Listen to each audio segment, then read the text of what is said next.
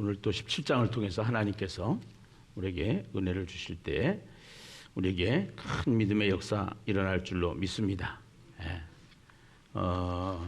지금 우리 공동체가 창세기 한 장 한 장을 통해서 그 하나님의 의도, 하나님의 마음을 깨닫게 하십니다.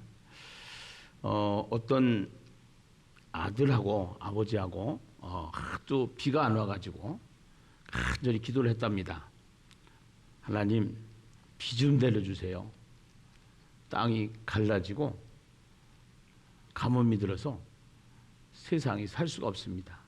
하나님은 전능하신 하나님인데 우리가 기도할 때에 하나님께서 우리의 기도도 들어주시는 것을 믿사오니 하나님 비 좀 주십시오 하고서 간절히 기도를 했어요. 그래 놓고 아들하고 야 우리 등산을 가자. 산에 갔다 오자. 그래가지고 산에 가자고 그러니까 아들이 집에서 뭔가 주섬주섬 챙겨요. 그래서 뭔가 하고서 왜 안 나오냐 그랬더니 아빠 우산 가지고 가게요. 우산은 왜?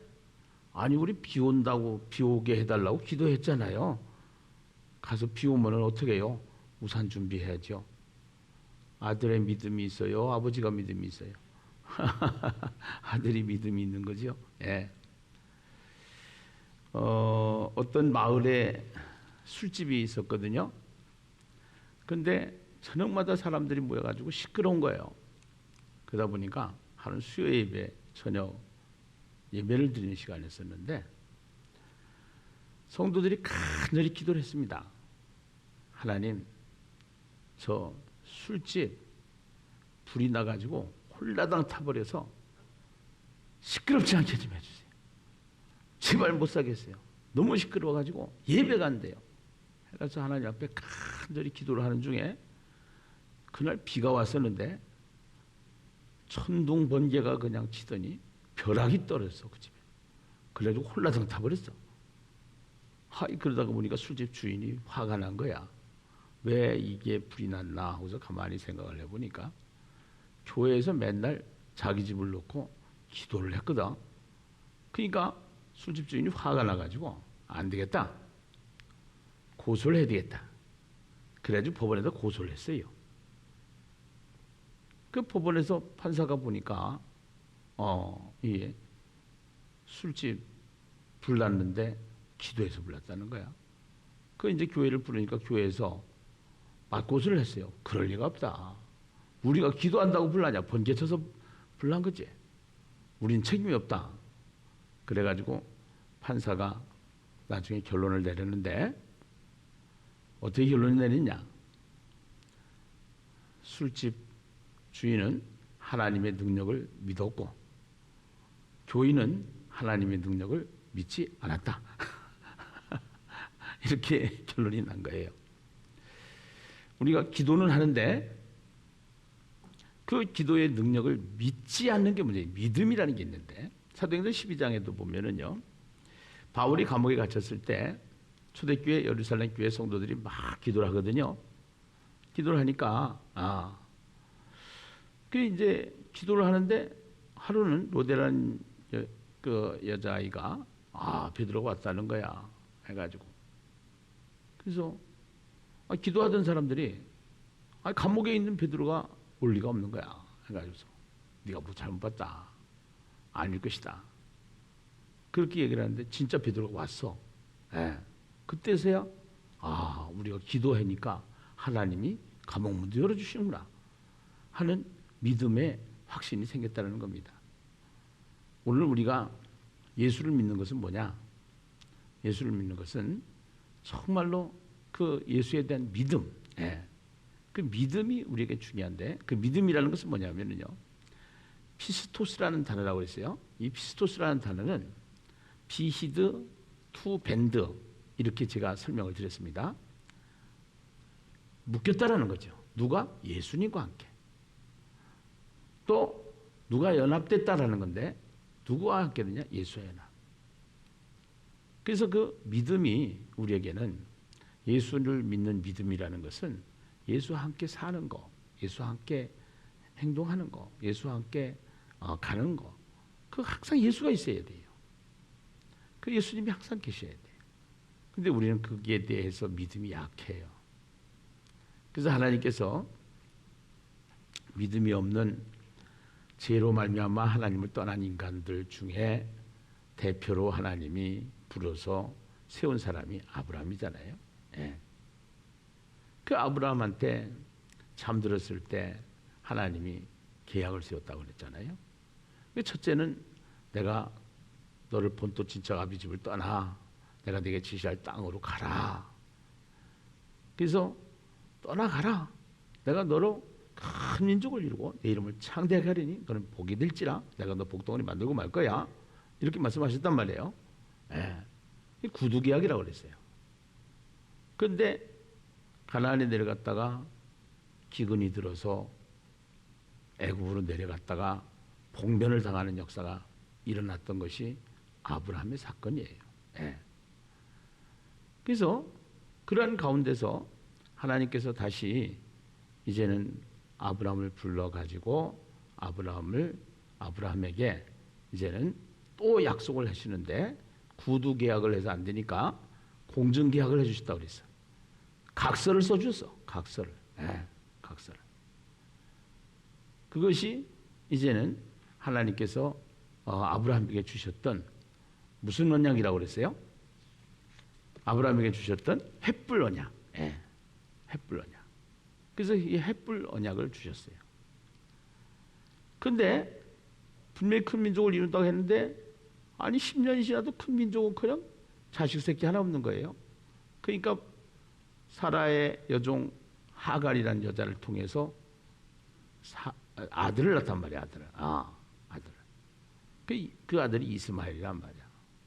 그때 그 믿음이 없이 한번 행동한 것 때문에 큰 고역을 치르는 역사를 우리는 지금도 겪고 있다는 것을 어저께 말씀을 통해서 우리가 알았죠. 그래가지고 그렇게 하고 난 지 13년 동안 하나님의 침묵이 있습니다. 예. 13년간 하나님도 뒷심이 있어요. 뒷것이 있어요. 보면 예. 하나님 삐주셨어요. 그래가지고 13년 동안 침묵을 하시는 거예요. 자, 여러분 한번 17장 1절 한번 보실래요? 17장 1절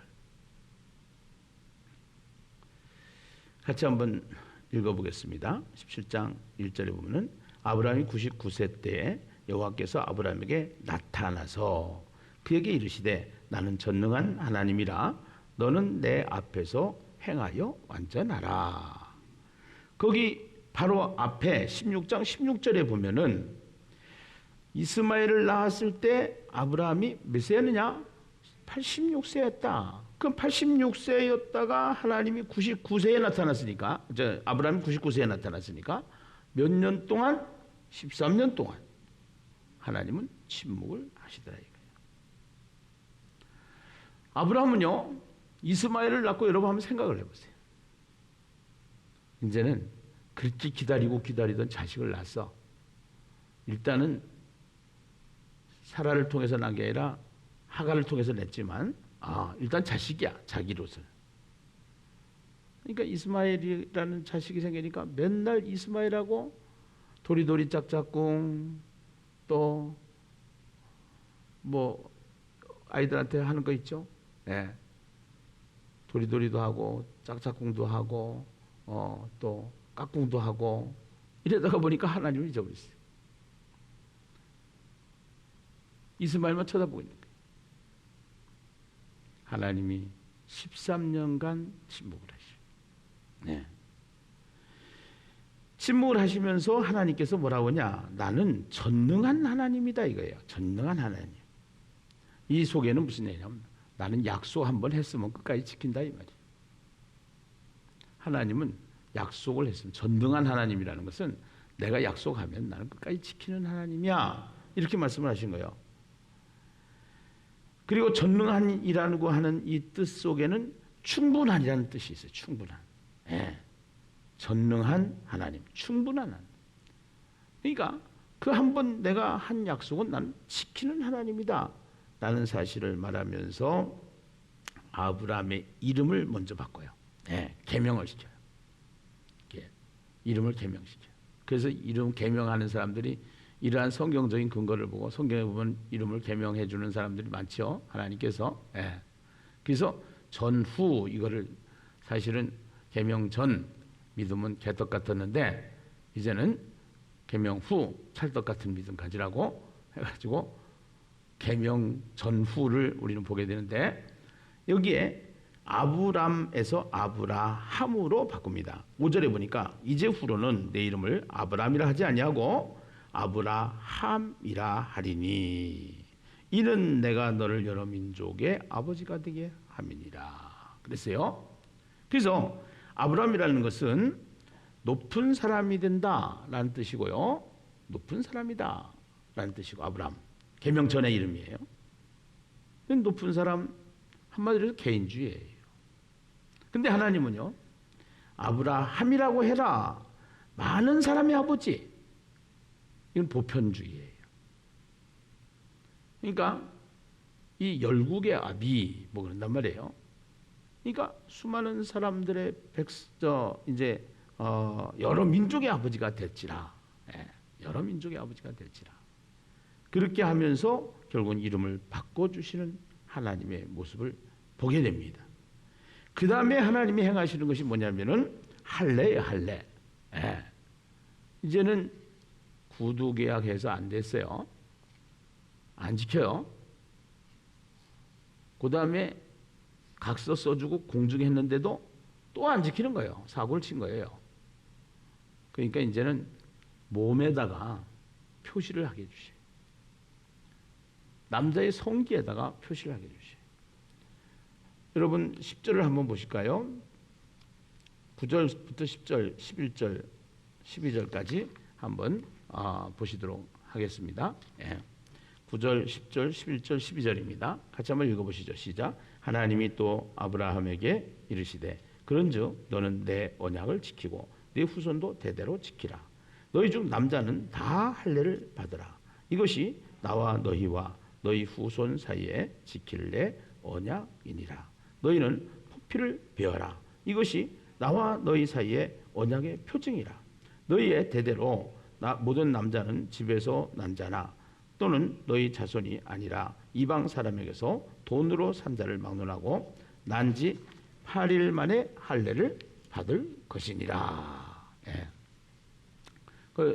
13절 14절 같이 한번 더 읽어요. 시작. 너희 집에서 난 자든지 너희 돈으로 산 자든지 할례를 받아야 하리니 이에 내 언약이 너희 살에 있어 영원한 언약이 되려니와 할례를 받지 아니한 남자 곧 포피를 베지 아니한 자는 백성 중에서 끊어지리니 그가 내 언약을 뭐하였음이니라?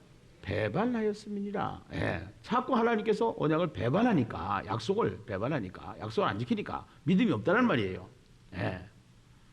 누가 똑같으냐? 기도해놓고 비달라고 기도해놓고 우산 가지고 가는 아들 우산 가지고 가지 않는 아버지. 예. 술집에 불나게 해서 없애달라고 기도해놓고 막상 불나니까 우리가 기도해서 그런 게 아니다라고 오리발 내는 성도들. 예. 오늘 우리에게는요 이 믿음이라는 게 참 중요한데요 이 믿음이 없어요. 그러니까 하나님은 아브라함을 통해서요 믿음의 조상을 만들어 나가신데 계속 하나님은 그 아브라함을 믿음의 조상으로 만들어 나가시는 것을 보게 됩니다. 해가지고 그래서 이 포피를 베어라. 이 성기를 이제 그 베어라. 예. 이런 의식이 고대 근동 지방에 있었는데 그때는 잘라내는 일반 종교의 의식은 그런 의식이고 하나님은 거기를 베어라 해서 그걸 이렇게 딱 뱉는 거예요. 그대로 자르는 게 아니라 거기다 뭐라 그럴까요? 오리는 거죠 한마디로 해서. 예. 그래가지고 이것이 언약의 표징이다. 예. 가인에게도 여러분 옷도라고 그래가지고 표를 줬다고 그랬잖아요. 예. 그 표가 있었던 거 마냥 이제는 표가 되는 거예요. 자, 여러분 남자들은 서서 오줌을 소변을 보잖아요. 소변을 볼 때 자기 성기를 바라보잖아요. 남자들만 했어요. 예. 바라보면은 그게 표시가 났잖아요. 예. 맨날 보니까 이게. 그래서 하나님이 할례 언약을 실행을 한 거예요. 할례 언약을. 근데 이제 신약에 오면은 바울은 그런단 말이에요. 너희가 육체에다가 할례를 행하는 것이 아니라 어디에다 할례를 행하라 그래요? 마음에다 할례를 행하라 그래요. 마음에다. 그 마음의 할례가 뭐냐? 십자가 사건이에요. 십자가 사건. 네. 그래서 우리는 항상 그 마음의 십자가를 지고 있어야 돼요. 마음에. 그래서 소변을 볼 때마다 성기에 할례를 의식할 수 있는 거냐? 하나님의 약속이죠, 그러니까. 예.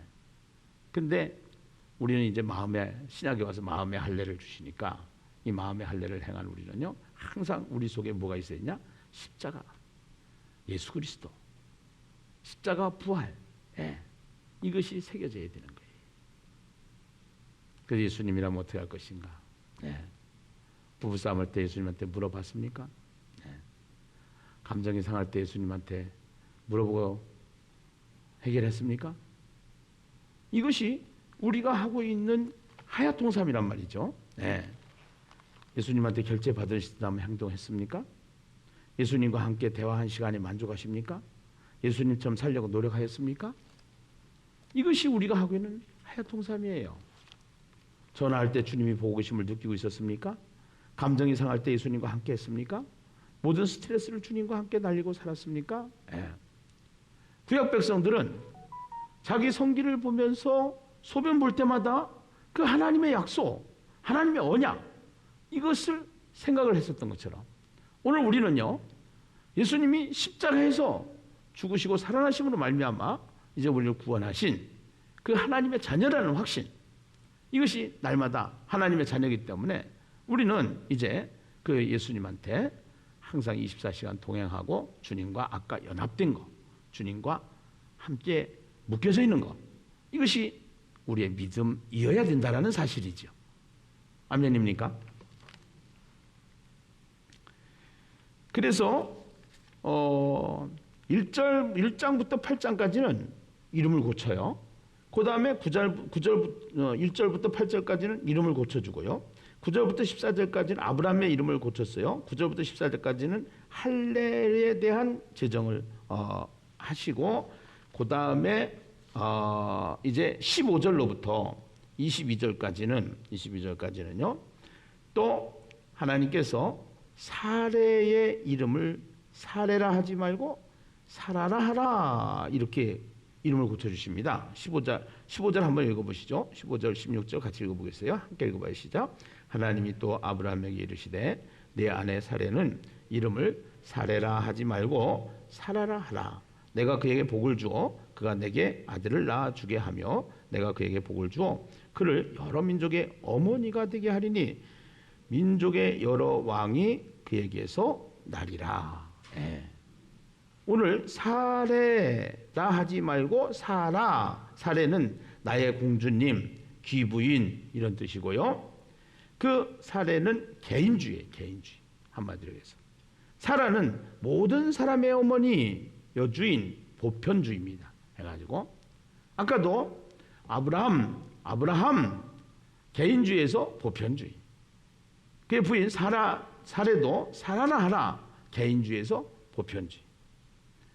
우리는 이제는 하나님에서 나님이 되면 안 되고 나님이 되면 개인주의예요. 근데 거기에 하자가 빠지면 안 돼요.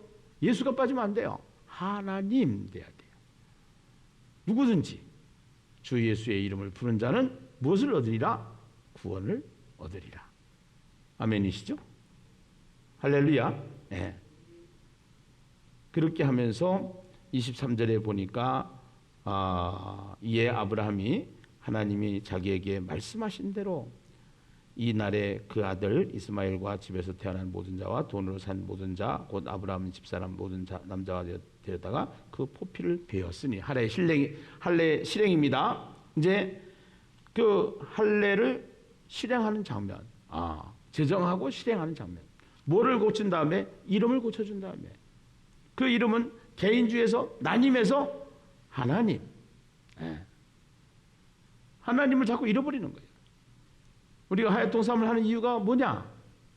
하나님과 자꾸 24시간 연합돼서 그분과 함께 계속 임마누엘의 하나님이 될 수 있도록, 이것을 신앙을 우리가 체질을 바꾸는 거예요. 습관을 바꾸는 거예요. 아주 좋은 습관이죠. 네, 아주 좋은 습관이에요. 음악이란 음으로 하나님을 표현하고요, 화가란 선으로 하나님을 색으로 표현하는 거예요. 설교는 하나님의 사랑의 편지를 읽어주는 건데, 그 하나님의 사랑의 편지가 하나님의 약속입니다. 그 약속, 언약을 믿는 겁니다. 약속의 말씀을 믿는 거예요. 이제 오늘 돈을 은행에다가 맡기는 것을 예금이라고 그러지 않습니까? 그 예금을 하면은 믿음이 있어요. 은행에 가면은 내 돈 준다는 믿음이 있어요. 하나님이 나에게 말씀을 맡기는 것이 예언이에요. 예, 자녀들은 예언할 것이요. 결국은 우리가 이 하나님의 말씀을 우리에게 맡겼기 때문에 말씀을 지키고 말씀대로 사는 거, 예, 이것이 믿음인 줄로 믿습니다. 아멘입니까? 아멘. 예, 그래서 전부 다 우리가 믿음이 없는 사람이 되면 안 되고, 아브라함을 통해서 우리에게 무엇을 가르쳐 주는 거예요? 믿음 있는 사람이 되라. 믿음은 뭐예요? 예수님과 연합해라. 하나님과 24시간 계속 묵상하고, 그래서 오늘 또 한 말씀을 잡으세요. 오늘 또 우리에게 주신 말씀 중에 말씀 한 구절, 한 단어 잡으시고 주님과 함께 24시간 그분을 묵상하면서 그분과 연합하면서 그분께 모든 것을 의지하면서, 그러면서 하루하루를 살아가는 저와 여러분이 되어야 될 줄로 믿습니다. 아멘. 네. 어저께 밤늦게 카톡을 확인해 보니까, 제가 옛날에 신앙생활 하던 집사님 한 분이, 목사님 기도해 주세요. 자기 집이 이제는 어린이 요양원을 하고 있는데, 그 요양원을 하고 있는데 30명 수용할 수 있는 데로 가려고 하다 보니까 집이 팔려야 되는데, 오늘 그거를 계약하기로 했는데 불안한 거야, 이분이. 이게 불안하니까 기도 요청을 한 거야. 그래서 거기다 아무것도 염려하지 마세요. 염려를 주께 맡기세요. 이게 잘 안 되거든. 이게 몰라나? 이거 꼭 팔아야 되는데, 이런 염려 불안증이 생기는 거죠. 이것이 우리의 삶이죠. 그때 말씀을 붙잡는 거예요. 네, 말씀. 제가 옛날에 사업할 때 은행에 4시 반, 5시에 어음 맞고 나면은 몸이 파죽이 돼요. 그때 이제 그때마다 막 염려가 들어온단 말이에요. 근데 그때 하나님의 말씀을 딱 붙잡게 되는데, 제가 그 염려가 딱 물러가는 말씀이 뭐냐면, 아무것도 염려하지 말고 오직 모든 일에 기도와 간구로 너희 구할 것을 감사함으로 하나님께 아리라. 그래야만 모든 지각에 뛰어난 평강의 하나님께서 너희 마음과 생각을 지켜주시리라. 이 말씀이 딱 들어와서 말씀이 내 안에서 딱 작상이 되니까, 그 염려가 싹 물러가더라고. 그 기억이 있어요. 제가 너는 내게 부르짖으라. 내가 네게 응답하겠고 네가 알지 못하는 크고 비밀한 일을 내가 너에게 보여주리라. 여러분, 자기가 아는 말씀, 붙잡은 말씀, 평생에 한 말씀 붙잡고도 우리는 살 수 있는 거예요. 그러니까 말씀을 붙잡고 그 말씀과 함께 염려도, 불안도, 초조도, 걱정도 다 내려놓고 주님께 맡기고, 주님이 뭐라고 그러세요? 나는 전능한 하나님이라. 따라서 합시다. 나는 전능한 하나님이라. 전능한 하나님, 무슨 하나님? 충분한 하나님. 네. 할렐루야. 오늘 이 말씀 붙잡고 저와 여러분 하루를 살아가면서 일평생 승리하는 예수님이 되시기를 주님의 이름으로 축원합니다.